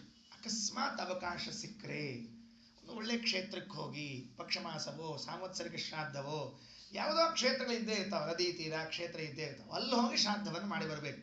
ಹಾಗಾಗಿ ಅದು ವಿಶೇಷ ಆಗ್ತದೆ. ಆಮೇಲೆ ಕಾಲ, ಇಷ್ಟರಲ್ಲೂ ಇಷ್ಟು ಬೇಕು. ಮೊದಲನೇ ಇಷ್ಟರಲ್ಲೂ ಕೇಶವನ ಸ್ಮರಣೆ ಮಾಡ್ಬೇಕಂತೆ ಹರಿವಂಶ ಹೇಳ್ತದೆ. ಮಂತ್ರ ತಂತ್ರ ಉಪಕರಣ ಕರ್ತೃ ವನ್ನಿಷು ಕೇಶವಂ ದೇಶೇ ಕಾಲೇ ಚ ಮನ್ಮಾನಃ ಚಕ್ರುಸ್ತೆ ಕರ್ಮ ನಿರ್ಮಲಂ. ಯಾಕೆ ಇಷ್ಟರಲ್ಲಿ ಸ್ಮರಣೆ ಮಾಡಬೇಕು ಅಂದ್ರೆ, ಕರ್ಮ ನಿರ್ಮಲ, ನೀವು ಮಾಡಿರುವ ಕರ್ಮ ಶುದ್ಧ ಆಗಬೇಕು ಅಂತಾದ್ರೆ ಇಷ್ಟನ್ನು ಸ್ಮರಣೆ ಮಾಡಿಕೊಂಡು ಕರ್ಮ ಮಾಡ್ರಿ ಅಂತ ಹರಿವಂಶ ನಮಗೆ ಹೇಳ್ತಾ ಇದೆ. ಅಂತೂ ಈ ಅಂಶಗಳನ್ನೆಲ್ಲ ಮನಸ್ಸಿನಲ್ಲಿ ಇಟ್ಕೊಂಡು ಒಂದು ಮಾತಿನಲ್ಲಿ ಹೇಳ್ಬಿಟ್ರು ಜಗನ್ನಾಥದಾಸರು. ಆರಧಿಕ 30 ರೂಪದಿ ವಾರಿ ಜಾಪ್ತನೊಳಿರುತಿಗನು ಮಾಯಾ ರಮಣ ಶ್ರೀವಾಸುದೇವನು ಕಾಲನಾಮದಲ್ಲಿ ಕಾಲನಾಮಕ. ನೋಡಿ, ಇದೆ ಈ ಒಂದು ಮಾತು ಸಾಕು ನಮಗೆ ಹರಿವಂಶದ ಇಷ್ಟೆಲ್ಲ ಅಭಿಪ್ರಾಯವನ್ನು ಸಂಗ್ರಹ ಮಾಡಲಿಕ್ಕೆ. ದೇವರಿಗೆ ಕಾಲ ಅಂತ ಹೆಸರಂತೆ. ಯಾಕೆ ದೇವರಿಗೆ ಕಾಲ ಅಂತ ಹೆಸರು? ಬಹಳ ವಿಚಿತ್ರ. ದೇವರು ಕಾಲನಾಗಿ ಕೆಲವು ಕೆಲಸ ಮಾಡ್ತಾರಂತೆ. ಭಾಗವತದ ತಾತ್ಪರ್ಯದಲ್ಲಿ ಆಚಾರ್ಯರು ಮತ್ತು ಗೀತಾ ತಾತ್ಪರ್ಯದಲ್ಲಿ ಆಚಾರ್ಯರು ಈ ಕಾಲನ ಬಗ್ಗೆ ಕೆಲವು ವಿವರಣೆಯನ್ನು ಕೊಡ್ತಾರೆ. ಏನು? ನಮ್ಮ ಒಳಗಡೆಗೆ ಒಂದು ರೂಪ ಇದೆ ಅಂತೆ, ಹೊರಗಡೆಗೆ ಒಂದು ರೂಪ ಇದೆ ಅಂತೆ. ಸದ್ಯಕ್ಕೆ ತಿಳ್ಕೊಳ್ರಿ. ಪುರುಷ ಮತ್ತು ಕಾಲ ಅಂತ ಎರಡು ರೂಪ ಇದೆ ಅಂತ. ಅಂತರ್ಬಹಿಹಿ ಪುರುಷ ಕಾಲರೂಪೈಹಿ. ಅಂತಹ ಬಹಿಹಿ ಪುರುಷ ಕಾಲ ರೂಪೈಹಿ. ನೋಡಿ ಎಷ್ಟು ಚೆನ್ನಾಗಿದೆ. ಒಳಗೆ ಪುರುಷ ರೂಪದಿಂದ ಭಗವಂತನಿದ್ದಾನಂತೆ, ಹೊರಗಡೆಗೆ ಕಾಲನಾಮಕನಾಗಿ ಇದ್ದಾನಂತೆ. ಇವೆರಡು ನಮ್ಮ ದೇಹಕ್ಕೆ ಸಂಬಂಧಿಸಿದ ರೂಪಗಳು ಅಂತ ಹೇಳ್ತದೆ ಶಾಸ್ತ್ರ. ಇವೆರಡು ನಮ್ಮ ದೇಹಕ್ಕೆ ಸಂಬಂಧಿಸಿದ್ದು. ಪುರುಷ ಎಂಬ ರೂಪ ಇದೆಯಲ್ಲ, ಅದು ದೇಹದ ಒಳಗೆ ಇದ್ದ ರೂಪ. ಪುರುಷ ರೂಪತ್ರಯ ಪುರಾತನ ಪುರುಷ ಪುರುಷೋತ್ತಮ ಕ್ಷರಾಕ್ಷರ ಪುರುಷ ಪೂಜಿತ ಪಾದ ಪೂರ್ಣಾನಂದ ಜ್ಞಾನಮಯ. ತೃತೀಯ ವ್ಯಾಪ್ತಿ ಸಂಧಿಯಲ್ಲಿ ಹೇಳುವಾಗ ಮೊದಲನೇ ಪದ್ಯ ಇದನ್ನೇ ಹೇಳ್ತಾನೆ. ಪುರುಷ ರೂಪತ್ರಯ, ಮೂರು ಪುರುಷ ರೂಪ ಇದೆಯಲ್ಲ, ಅದರಲ್ಲಿ ಒಂದು ಪುರುಷ ರೂಪ ದೇಹದ ಒಳಗಿದೆ. ಆಯ್ತಾ? ಕಾಲ ಅಂತ ಇನ್ನೊಂದು ರೂಪ ಇದೆ ಅಂತ. ಆ ಕಾಲ ರೂಪ ಏನಿದೆಯಲ್ಲ ಅದು ಹೊರಗಡೆಗೆ ಇದೆ ಅಂತ. ಒಳಗಿದ್ದ ಪುರುಷ ರೂಪ ಏನ್ ಮಾಡ್ತದೆ, ಹೊರಗಿದ್ದ ಕಾಲ ರೂಪ ಏನ್ ಮಾಡ್ತದೆ ಅಂದರೆ, ಒಳಗಿದ್ದ ಪುರುಷ ರೂಪ ದೇಹದ ಆರೋಗ್ಯವನ್ನ ಕಾಪಾಡ್ತದಂತೆ. ಯಾರ್ಯಾರಿಗೆ ಯಾವಾಗ ಯಾವಾಗ ರೋಗ ಆಗಬೇಕು. ಹೌದು, ಎಲ್ಲಾ ಕಾಲಕ್ಕೂ ರೋಗ ಆಗಂಗಿಲ್ರಿ ನಮಗೆ. ನೋಡ್ಕೊಳ್ರಿ, ನೆನಪಿಟ್ಕೊಳ್ಬೇಕು ಇದನ್ನ. 24 ತಾಸು ಸೀನ್ಕೋತಿರ್ತೀವಿ. 24 ತಾಸು ತಲೆ ಶೂಲಿ ಆಗ್ತಿರ್ತದೆ ಇಲ್ಲ. ಆಚಾರ ಪುರಾಣ ಕೇಳಿದಾಗ ಅಷ್ಟ ಆಗ್ತದೆ. ಹಂಗೆಲ್ಲ ಯಾವಾಗ್ಲೂ ಆಗಂಗಿಲ್ಲ. ಆಚಾರ ಪ್ರವಚನಕ್ಕೆ ಬಂತು ಅಂದ್ರೆ ಒಮ್ಮೀನಾಗ್ಬಿಡ್ತೀವಿ. ಹಿಂಗೆ ಆತ್ರೆ ಇದು. ನನಗೇನಾಗಿತ್ತು, ನನಗೆ ಸ್ವಲ್ಪ ತಲೆಶೂಲಿ ಆಗಿತ್ತು ಅನ್ನೋದಕ್ಕೆ ನಾನು ಪ್ರವಚನಕ್ಕೆ ಹೋಗ್ಬೇಕಾದ್ರೆ ಮೆಡಿಕಲ್ ಶಾಪ್ನಾಗ ಜಂಡು ಬಾಂಬ್ ತೊಗೊಂಡು ಹೋಗಿದ್ದೆ. ಅದು ಪುಸ್ತಕ ತೆಗಿಬೇಕಾದ್ರೆ ಜಂಡು ಬಾಂಬ್ ಹೊರಗೆ ಬಂದ್ಬಿಡ್ತು. ಪಾಪ ಕೂತವ್ರೆಲ್ಲ ನೋಡ್ಲಿಕ್ಕೆ ಆಚಾರ ಜಂಡು ಬಾಂಬ್ ಯಾಕೆ ತಂದಾರ. ಅದಕ್ಕೆ ನಾ ಹೇಳಿದೆ, ನಾನು ಪುರಾಣ ಕೇಳಿದ್ಮೇಲೆ ನೀವು ಬೇಕಾಗ್ತಾ ತಂದೀನಿ ಅಂತ ತಿಳ್ಕೊಂಡು ಹೇಳಿದ್ದೆ. ಯಾವಾಗ್ಲೂ ರೋಗ ಬರಲ್ಲ ನಮಗೆ. ಅದೊಂದು ಇದೆ ವ್ಯವಸ್ಥೆ. ಒಳಗಿದ್ದು ಇಂತಹ ಸಂದರ್ಭದಲ್ಲಿ ರೋಗ, ಇಂತಹ ಸಂದರ್ಭದಲ್ಲಿ ರೋಗ ಇಲ್ಲ, ಈ ಪದಾರ್ಥವನ್ನು ತಿಂದಾಗ ರೋಗ, ಈ ಪದಾರ್ಥಗಳನ್ನು ತಿನ್ನದೇ ಇದ್ದಾಗ ರೋಗ ಇಲ್ಲ ಅನ್ನುವ ದೇಹದ ಆರೋಗ್ಯದ ಸ್ಥಿತಿಯನ್ನ, ರೋಗಗಳ ಅಭಾವದ ಸ್ಥಿತಿಯನ್ನ ಕಾಪಾಡಿಕೊಂಡದ್ದು ಪುರುಷ ರೂಪ. ಹೊರಗಿದ್ದಾನಲ್ಲ ಕಾಲನಾಮಕನಾಗಿ ಭಗವಂತ, ಆತ ನೋಡ್ರಿ ಎಷ್ಟು ಆಶ್ಚರ್ಯ ಅಂದ್ರೆ, ಯಾವ ಕಾಲಕ್ಕೆ ಮರಣ ಬರಬೇಕು ಅಂತ ವ್ಯವಸ್ಥೆ ಮಾಡಿಟ್ಟಿದ್ದಾನಂತ. ನಾವು ಅನ್ಕೊಳ್ತೀವಿ ಬಹಳ ದೀರ್ಘಾಯುಷ್ಯಗಳಾಗಿ ಬದುಕ್ತೀವಿ, 100 ವರ್ಷ. ನಮ್ಗೆ ಕೆಲವರಿಗೆಲ್ಲ ಆಶಾ, ಇನ್ನೂ ಇನ್ನೂ ಇನ್ನೂ ಇನ್ನೂ ಇನ್ನೂ ಅಂತ ತಿಳ್ಕೊಂಡು ಇನ್ನೂ ಇನ್ನೂ ಇನ್ನೂ ಅನ್ನಬಾರ್ದ್ರಿ. ದೇವ್ರು ಹೇಳ್ತಿರ್ಬೇಕು, ನಮ್ಮ ಟೈಮ್ ಆದ್ಕೊಂಡು ಸ್ವಾಮಿ ಮುಗಿಸ್ಬಿಡು ವ್ಯಾಪಾರ. ಇನ್ನೂ ಇನ್ನೂ ಅನ್ನೋ ಏನು ಅರ್ಥ ಇಲ್ಲ ಅದ್ರೊಳಗೆ. ಅದು ಹುಚ್ಚು ಸಂತಿ ಇದೆ, ಎಷ್ಟಿದ್ರು ಮುಗಿಯಂಗಿಲ್ಲ ಬಿಡಂಗಿಲ್ಲ ಅದು. ಹಾಗಾಗಿ ನಮ್ದೇನು ಅಂದ್ರೆ, ಸಕಾಲದಲ್ಲಿ ಮರಣವನ್ನ ಹೊರಗಿದ್ದು ಕಾಲ ರೂಪದಲ್ಲಿ ಕೊಡ್ತಾನಂತೆ. ಆ ಮರಣಪ್ರದನಾದ ಕಾಲನೇ ಶ್ರಾದ್ದದಲ್ಲೂ ಬರ್ತಕ್ಕಂಥವನಾಗಿದ್ದಾನೆ. ಯಾಕಂದ್ರೆ ಮರಣ ಅವನೇ ಕೊಟ್ಟಿದ್ದಾನೆ, ಶ್ರಾದ್ದಲ್ಲೂ ಅವನೇ ನಿಂತ್ಕೊಂಡು ಕೆಲಸವನ್ನ ಮಾಡ್ತಾನೆ. ಅದಕ್ಕೆ ದಾಸರು ಹೇಳುವಾಗ ವಾಸುದೇವನು ಕಾಲನಾಮದಲ್ಲಿ ಅಂತ ಆ ಕಾಲನಾಮದ ವಿಚಾರವನ್ನು ತೆಗೆದುಕೊಳ್ತಾ ಇದ್ದಾನೆ. ವಿಚಾರ ಮಾಡಿ ನೋಡ್ರಿ, ಒಂದೊಮ್ಮೆ ನಮ್ಮಲ್ಲಿ ಯಾರೂ ಹೋಗಿದ್ದೇ ಇಲ್ಲ ಅಂತ ಇಟ್ಕೊಳ್ರಿ. ಹಿಂಗೆ ಅನ್ಕೊಂಡಂತ ಈಗೇನು ಹಂಗಾಗಿಲ್ಲ, ಹೋಗಿದ್ದೇ ಇಲ್ಲ ಅಂತ ಇಟ್ಕೊಳ್ರಿ. ಏನಾಗ್ಬಿಟ್ಟು ಹೇಳಿ ನೋಡ, ನಮ್ಮ ಮನೆಯೊಳಗೆ ಒಂದು 500-600 ಬರೀ ಮಂಚ ಇರ್ತಿದ್ವು ರೀ ಮೊದ್ಲು. ಯಾಕೆ ಗೊತ್ತಾ? ನೀ ಎಲ್ಲಾರು ಮಲ್ಕೊಂಡಿರ್ಬೇಕ್ರಿ ಮಂಚದ ಮೇಲೆ. ಯಾರಿಗೂ ಕೈಯಾಗ ಶಕ್ತಿ ಇರ್ತಿಲ್ಲ, ಕಾಲಾಗ ಶಕ್ತಿ ಇರ್ತಿದ್ದಿಲ್ಲ. ಎಲ್ಲರೂ ಉಳ್ಳೋದು ಮಂಚದ ಮೇಲೆ. ಯಾಕಂದ್ರೆ ಶಕ್ತಿ ಮುಗಿದು ಹೋಗ್ಬಿಡ್ತಿತ್ತು. 100-120 ಅಂದ್ರೆ ಶಕ್ತಿ ಮುಗಿದು ಹೋಗ್ತದೆ. ಉದ್ಕೋತ ಬಿದ್ದಿರೋದು. ಮನೆಗೆ ಬಂದವರಿಗೆಲ್ಲ ಪರಿಚಯ ಮಾಡಿಸ್ತಾರೆ. ಇವ್ರು ನಮ್ಮ ಮುತ್ಯ ಇದ್ರಲ್ಲ, ಅವ್ರ ಮುತ್ಯಾನ ಅವ್ರ ಮುತ್ಯ, ಅದು ಗೊತ್ತಾಗ್ಬಿಡ್ತಿತ್ತು ಅಂತ ಅವ್ರು ಹೇಳ್ತಿರ್ಬೇಕು. ಏನು ಅರ್ಥ ಇರ್ತಿರ್ಲಿಲ್ಲ ಅದಕ್ಕೆ. ಸಕಾಲದಲ್ಲಿ ಹೋಗೋದು ಅಂತೇನಿದೆಯಲ್ಲ, ಇದು ಒಂದು ಬಹಳ ವ್ಯವಸ್ಥೆ ದೇವರು ಮಾಡಿತ್ತು. ಇವರು ಹೋಗೋದೊಂದು ವ್ಯವಸ್ಥೆ, ಅವರ ಬರೋದೊಂದು ವ್ಯವಸ್ಥೆ, ಎರಡು ಮಾಡಿಟ್ಟಿದ್ದಾನೆ. ಅದರಿಂದ ಕಾಲ ರೂಪದಲ್ಲಿ ಭಗವಂತ ಯಾತಾಯಾತ, ಹೋಗೋದು ಬರೋದು ಎರಡು ವ್ಯವಸ್ಥೆಯನ್ನು ಮಾಡ್ತಾನೆ ಅಂತ ಜಗನ್ನಾಥದಾಸರ ಅಭಿಪ್ರಾಯ. ಕಾಲ ಅಂತ ದೇವರಿಗೆ ಯಾಕೆ ಕರೀತಾರೆ? ಇದು ಕಾಲದಲ್ಲಿದ್ದು ಕೆಲಸ ಮಾಡೋದು. ಅದಕ್ಕೆ ಶ್ರೀಮದಾಚಾರ್ಯರು ಗುಣೈಹಿ ಪೂರ್ಣತ್ವಾತ ಕಾಲ ಹರಿಸ್ಮೃತಃ ಅಂತ ಹೇಳ್ತಾರೆ. ಗುಣಪೂರ್ಣನಾದದ್ದರಿಂದ ದೇವರಿಗೆ ಕಾಲ ಅಂತ ಹೆಸರಂತೆ. ನೋಡ್ರಿ ಎಷ್ಟು ಚೆನ್ನಾಗಿ. ಕಾಲನಾಮಕನಾದ ದೇವರನ್ನ ಕಾಲದಲ್ಲಿ ಚಿಂತನೆ ಮಾಡುವಾಗ ಗುಣಪೂರ್ಣನಾದ ಹರಿ ಕಾಲನೆನಿಸಿಕೊಂಡಿದ್ದಾನೆ ಅಂತ ಚಿಂತನೆ ಮಾಡಬೇಕಂತೆ. ಕಾಲಾಭಿನ್ನನಾದ ಮಾಯಾಪತಿ ವಾಸುದೇವ ಎಲ್ಲಿದ್ದಾನೆ ಅಂದ್ರೆ 36 ರೂಪಗಳಿಂದ ದ್ವಾದಶಾದಿತ್ಯರಲ್ಲಿ 3 ಗುಣಿಸು ಅಹಂಕಾರ ಆಗತ್ತಲ್ಲ, ಅಷ್ಟರಲ್ಲಿ ಇದ್ದಾನೆ ಅಂತ ಮೇಲಿನ 3 ಸಾಲಿನ ಅರ್ಥ ಇದೆ. ಇಷ್ಟು ವಿಷಯ ಇದೆ ಅದರೊಳಗಡೆ ತುಂಬಿಕೊಂಡಿದೆ.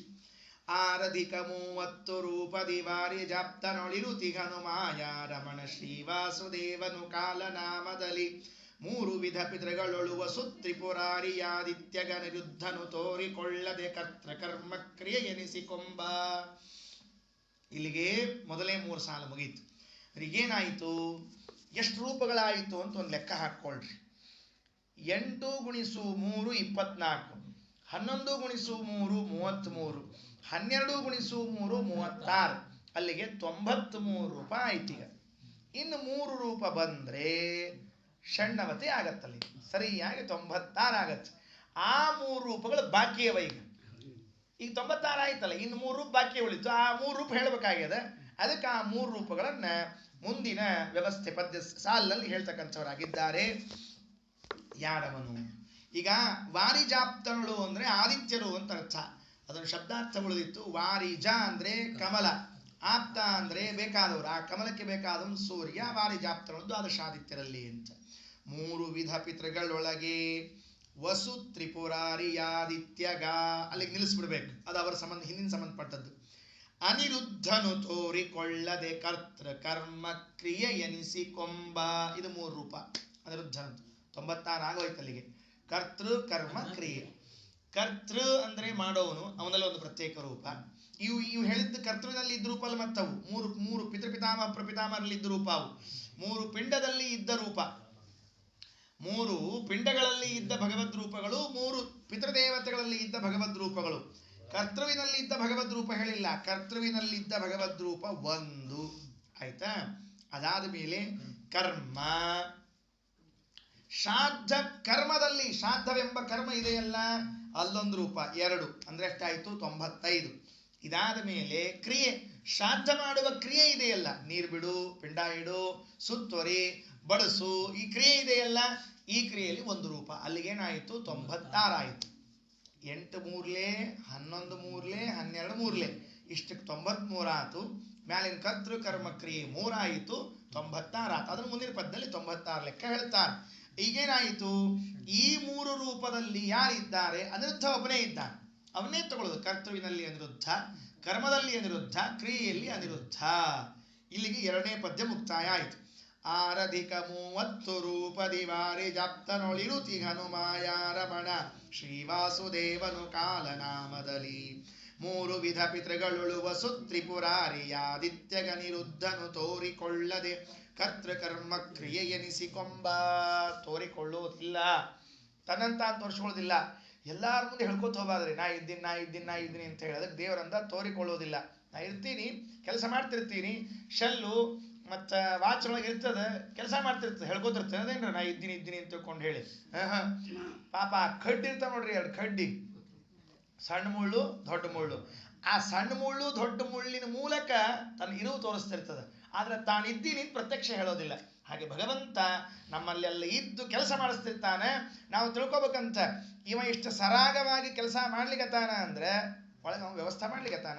ಶೆಲ್ ಅದ ನಡೆದದ ಗಡಿಯಾರ, ಶೆಲ್ ಹೋತು ಅಂದ್ರೆ ಗಡಿಯಾರ ಬಿತ್ತು ಅಂತ ಅರ್ಥ. ಅದಕ್ಕೆ ಅದನ್ನ ತಿಳ್ಕೊಳ್ರಿ ಅಂತ ತೋರಿಕೊಳ್ಳದಲೆ ಅಂತ ಹೇಳಿದರು. ಇದರ ಮುಂದೆ ನಾರಾಯಣ ಒಂದು ರೂಪ ಬೇಕಾಗಿದೆ, ಅದನ್ನು ತಂದು ಬಿಡ್ತಾರೆ. ಈಗ ಪ್ರದ್ಯುಮ್ನ, ಸಂಕರ್ಷಣ, ವಾಸುದೇವ, ಅನಿರುದ್ಧ 4 ರೂಪಗಳ ವ್ಯವಸ್ಥೆ ಆಯಿತು.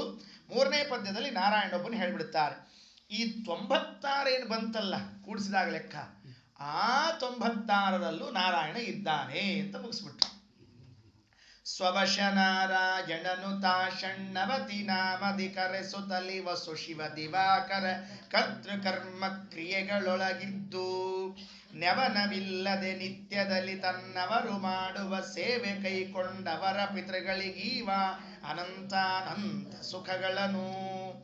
ಎಷ್ಟು ವಿಷಯಗಳೆಲ್ಲಾದರೂ ಒಂದು ದಿವಸರ ಏನ್ ಮಾಡ್ಬೇಕು ಹೇಳೋಣಂತ, ನೆಪ ಮಾಡ್ಬೇಕು. ನೆವನವಿಲ್ಲದೆ ನೆಪ ಮಾಡಿ, ಇಲ್ರಪ್ಪ ಇವತ್ತು ನಮ್ಮ ಕಡೆಯಿಂದ ಆಗಂಗಿಲ್ಲ, ನೀವು ಕೊಟ್ರ ಮಾಡ್ತೀವಿ, ಇಲ್ಲೇ ಇದ್ರೆ ಇಲ್ಲ, ಹಿಂಗೇನ್ರ ಒಂದೇನ್ರ ಹೇಳ್ಬೇಕು ಮಾಡ್ಬೇಕು ದೇವರು. ಒಂದು ದಿವಸನೂ ಅಂತ ಕೆಲಸ ಮಾಡಂಗಿಲ್ಲ. ನೀವು ಎಷ್ಟೇ ಮಾಡ್ರಿ, ಯಾರ್ಯಾರಿಗೆ ಏನೇನು ಒಯ್ದು ಮುಟ್ಟಿಸ್ಬೇಕೋ ಅವರಿಗೆಲ್ಲ ಸಕಾಲದಲ್ಲಿ ಒಯ್ದು ಮುಟ್ಟಿಸ್ತಾನೆ ಪರಮಾತ್ಮ. ಅದೇ ಹೇಳಿದ್ರು, ನಿತ್ಯದಲ್ಲಿ ತನ್ನವರು ಮಾಡುವ ಸೇವೆ ಕೈಕೊಂಡು. ನಿತ್ಯದಲ್ಲಿ ಭಗವದ್ಭಕ್ತರು ಮಾಡುವಂತಹ ಸೇವೆಯನ್ನ ವಿಷ್ಣು ಭಕ್ತನಾಗಿರ್ಬೇಕು. ನೋಡ್ರಿ, ಶ್ರಾದ್ದದಲ್ಲಿ ಸ್ವಾಮಿ, ಶ್ರಾದ್ದ ಸ್ವಾಮಿ ಮಧ್ವವಲ್ಲಭ ಜನಾರ್ದನ.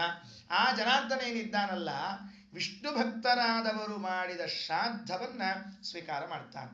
ವಿಷ್ಣು ಭಕ್ತರಲ್ಲ, ವಿಷ್ಣು ಭಕ್ತಿಯಲ್ಲಿ ಸ್ವಲ್ಪ ಲೋಪದೋಷಗಳಿದ್ರೂ ಕೂಡ ಶ್ರಾದ್ದದಲ್ಲಿ ಲೋಪದೋಷ ಆಗೋದು ನಿಶ್ಚಿತ. ಔಷಧ ತಗೊಳ್ಬೇಕಾದ್ರೆ ವ್ಯತ್ಯಾಸ ಆದರೆ ಹೆಂಗೆ ಅನಾರೋಗ್ಯ ಆಗ್ತದೆ ಅಥವಾ ಔಷಧ ಮೈಗೆ ಹತ್ತಂಗಿಲ್ಲ, ಹಂಗೆ ವಿಷ್ಣು ಭಕ್ತಿಯಲ್ಲಿ ಲೋಪದೋಷಗಳಿದ್ರೆ ಶ್ರಾದ್ದದಲ್ಲಿ ಫಲ ಸಿಗೋದಿಲ್ಲ. ಇದ್ರೊಳಗೇನು ಬಿಡೆ ಇಲ್ಲ, ಸಂಕೋಚ ಇಲ್ಲ, ಯಾರೇನಂತ ತಿಳ್ಕೊತಾರಂತ ನಮಗೇನಿಲ್ಲ. ಶಾಸ್ತ್ರ ಇಷ್ಟನ್ನು ಹೇಳಿದ್ರೆ ಅಷ್ಟನ್ನು ಮಾಡಬೇಕು. ಶಾಸ್ತ್ರದೊಳಗೆ ನೋಡ್ರಿ, ಊಟದೊಳಗೆ ನೀವೇನಾರು ವ್ಯತ್ಯಾಸ ಮಾಡ್ಕೊಳ್ರಿ, ಉಡುಗಿಯೊಳಗೆ ವ್ಯತ್ಯಾಸ ಮಾಡ್ಕೊಳ್ರಿ, ಆಭರಣದೊಳಗೆ ವ್ಯತ್ಯಾಸ ಮಾಡ್ಕೊಳ್ರಿ, ಶಾಸ್ತ್ರದೊಳಗೆ ವ್ಯತ್ಯಾಸ ಮಾಡ್ಲಿಕ್ಕೆ ಬರೋದಿಲ್ಲ. ಯಾಕಂದ್ರೆ ಶಾಸ್ತ್ರ ಅಂದಮೇಲೆ ಶಾಸ್ತ್ರನ ಅದು ಏನು ಅಂತ ಅಷ್ಟನ್ನೇ ಮಾಡ್ಬೇಕು ಕೆಲಸ. ಅದಕ್ಕೆ ಶಾಸ್ತ್ರದಲ್ಲಿ ಹೇಳಿದ ವ್ಯವಸ್ಥೆಯನ್ನು ಮಾಡಿಕೊಡ್ತಾರೆ. ನೆವನವಿಲ್ಲದೆ, ನೆವನ ಅಂದರೆ ನೆಪ, ಕಾರಣ ಫಲದ ಅಪೇಕ್ಷೆ ಒಂದೇನೋ ಇಟ್ಕೊಂಡು ನಿತ್ಯದಲ್ಲಿ ತನ್ನವರು ಮಾಡುವ ಸೇವೆ ಕೈಕೊಂಡು. ಅದಕ್ಕೆ ನಾವು ಒಂದು ಉತ್ತರ ಹೇಳಿದ್ರು ಜಗನ್ನಾಥದಾಸರು. ಏನು, ನೀವು ಶ್ರಾದ್ದ ಇಲ್ಲಿ ಮಾಡ್ತೀರಿ ಬರೋಬ್ಬರಿ, ಪಿಂಡ ಇಲ್ಲಿ ಇಡ್ತೀರಿ ಬರೋಬ್ಬರಿ, ಅದು ನಿಮ್ಮ ಅಪ್ಪಂದ್ರಿಗೆ ಮುಡ್ತದ ಅಂತ ಪ್ರಶ್ನೆ. ಮುಡ್ತದ? ಹೆಂಗೆ ಮುಡ್ತದ? ಯಾಕಂದ್ರೆ ನಾವಿಲ್ಲಿ ಮಾಡಿರ್ತೀವಿ, ಅದು ತಗೊಂಡು ಹೋಗೋದು ಹೆಂಗೆ? ಅದಕ್ಕೆ ಪರಮಾತ್ಮ ವ್ಯವಸ್ಥೆ ಮಾಡ್ತಾನಂತ. ನೀವು ಇಲ್ಲಿ ಏನಾರ ಮಾಡ್ಕೊಳ್ರಿ, ಅಲ್ಲಿ ನಿಮ್ಮ ಪಿತೃಗಳು ಎಲ್ಲಿ ಇರ್ತಾರಲ್ಲ ಅವ್ರಿಗೆ ಏನು ಕೊಡ್ಬೇಕಂದ್ರೆ ನಾ ಕೊಡ್ತೀನಿ. ಅದ ಹೇಳಿದ್ರು, ಪಿತೃಗಳಿಗೆ ಈವ ಅನಂತಾನಂತ ಸುಖಗಳನ್ನು, ಅವರಿಗೆ ಅವತ್ತು ಏನು ಸುಖ ಮುಟ್ಟಬೇಕೋ ಅದನ್ನು ಮುಟ್ತದೆ. ನಮ್ಮ ಅಜ್ಜಂದ್ರು ರಘುಪ್ರಿಯ ತೀರ್ಥ ಶ್ರೀಪಾದಂಗಳವರು ಒಂದು ಕಥೆ ಹೇಳ್ತಿದ್ರು ಈ ಸಂದರ್ಭದಲ್ಲಿ. ಏನು ಅಂದರೆ, ಶ್ರಾದ್ದ ಮಾಡಿದಾಗ ಅವ್ರು ಮುಟ್ತದ ಅಂತ ಹೆಂಗೆ ತಿಳ್ಕೋಬೇಕು? ಈಗ ಮನುಷ್ಯ ಆಗ್ಯಾನ ಅಂತ ಇಟ್ಕೊಂಡ್ರೆ ಬರೋಬ್ಬರಿ, ಏನೋ ಊಟ ಆಗ್ಯದ ಉಡಿಗೆ ಆಗ್ಯದ ಅಂತ ತಿಳ್ಕೊಬೋದು. ಆಕಳಾಗಿ ಹುಟ್ಟಿದ್ದ, ದನ ಆಗಿ ಹುಟ್ಟಿದ್ದ ಅಂತ ಇಟ್ಕೊಳ್ರಿ. ಆಕಳ ದನ ಆಗಿ ಹುಟ್ಟಿದ್ರೆ ಇದು ಮಾಡಿದ್ದ ಶ್ರಾದ್ದ ಅವರಿಗೆ ಮುಟ್ತದ ಅಂತ ಏನು ಗ್ಯಾರಂಟಿ? ಅದಕ್ಕೊಂದು ದೃಷ್ಟಾಂತ ಹೇಳಿದ್ರು. ನೋಡಪ್ಪ, ಅಕಸ್ಮಾತ್ ನಿಮ್ಮ ತಂದಿ ಹೋದವ ಯಾರ್ದೋ ಮನ್ಯಾಗ ಆಕಳಾಗಿ ಹುಟ್ಟ್ಯಾನ ಅಂತ ಇಟ್ಕೋ, ನೀವು ಇವತ್ತಿನ ದಿವಸ ಶ್ರಾದ್ದ ಮಾಡಿದ್ದಿ ಅಂದ್ರೆ ಅದು ಏನಾಗ್ತದ ಅಂದ್ರೆ ಬರೋಬ್ಬರಿ ಮುಡ್ತದ ಅಂತ. ಹೆಂಗೆ ಮುಡ್ತದ ಅಂದ್ರೆ, ದಿವಸ ಅದು ಒಣ ದಂಟು ತಿಂತಿರ್ತದಂತ, ಇವತ್ತಿನ ದಿವಸ ಹಸಿ ದಂಟು ಸಿಗ್ತದಂತ, ಅದಕ್ಕೆ ಹಸಿ ಹುಲ್ಲು ಸಿಗ್ತದಂತದಕ್ಕೆ. ಹಸಿ ಹುಲ್ಲು, ಹಸಿ ದಂಟು, ಅಕ್ಕಿ, ಬ್ಯಾಳೆ, ಅದೇನು ಚಲೋ ಚಲೋ ಸುಗ್ರಾ ಸಿಗ್ತದೆ ನೋಡ್ರಿ, ಅವತ್ತಿನ ದಿವಸ ಹೋಗಿ ಬರೋಬ್ಬರಿ ಸಿಗ್ತದಂತ ಅದಕ್ಕೆ. ಹಿಂಗಾಗಿ ನೀವು ಮಾಡಿರುವ ಶ್ರಾದ್ದ ಅವರಿಗೆ ಮುಟ್ಸೋ ಜವಾಬ್ದಾರಿಯನ್ನು ಪರಮಾತ್ಮ ತಗೊಂಡಿದ್ದಾನೆ.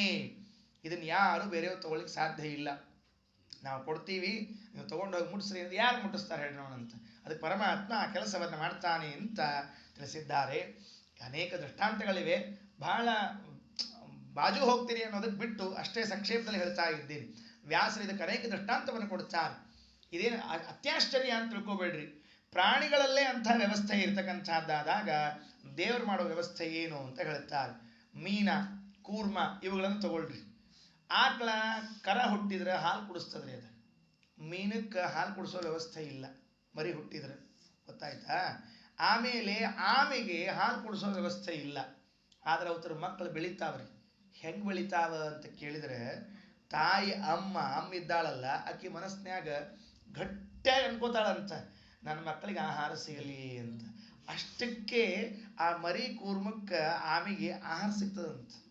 ನೆನಪಿಟ್ಕೊಳ್ರಿ, ವ್ಯಾಸರ ದೃಷ್ಟಾಂತ ಕೊಡ್ತಾರೆ. ಆಕೆ ಹಾಲು ಕುಡಿಸ್ಲಿಕ್ಕೆ ಸಾಧ್ಯ ಇಲ್ಲ, ಅಮ್ಮಗೆ ಭಾಳ ಬೇಜಾರು ಮಾಡ್ಕೋತದ, ನನಗೆ ಹಾಲು ಕುಡಿಸೋ ವ್ಯವಸ್ಥೆ ಕೊಡಲಿಲ್ಲ ಸ್ವಾಮಿ ನೀನು ಅಂತ. ಆದರೆ ಮಗುವಿಗೆ ಹಾಲು ಕೊಡದೆ ಇರ್ಲಿಕ್ಕೆ ಸಾಧ್ಯ ಇಲ್ಲ ತಾಯಿಗೆ.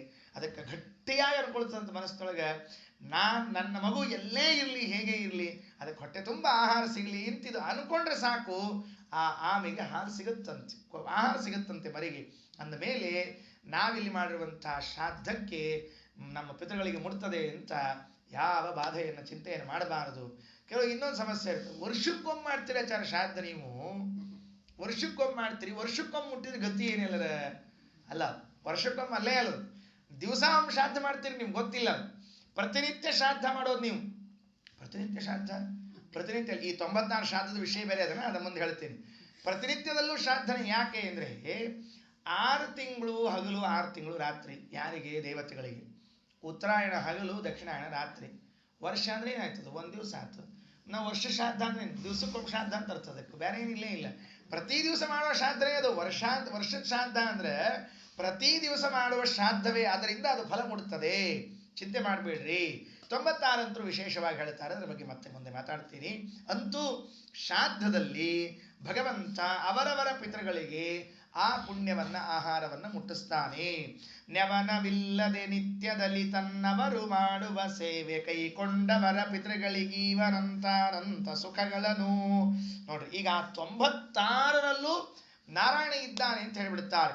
ಸ್ವವಶ ನಾರಾಯಣನು ತಾ ಷಣ್ಣವತಿ ನಾಮದಿ ಕರೆಸು ತಲಿವಸು ಶಿವ ದಿವಾಕರ ಕರ್ತೃಕರ್ಮ ಕ್ರಿಯೆಗಳೊಳಗಿದ್ದು. ಆಯ್ತಾ? 96 ಆಯ್ತಿಲ್ಲ ಸರಿಯಾಗಲ್ಲಿ. ಸ್ವವಶ ನಾರಾಯಣ, ತನ್ನ ಅಧೀನದಲ್ಲಿ ಇದ್ದ ನಾರಾಯಣ ಅರ್ಥಾತ್ ಸ್ವತಂತ್ರನಾದ ನಾರಾಯಣ 96 ಹೆಸರಿನಿಂದ ಅಷ್ಟವಸ್ಸುಗಳು ಗುಣಿಸು 3 24, ಶಿವ ಏಕಾದಶ ರುದ್ರರು ಗುಣಿಸು 3 33,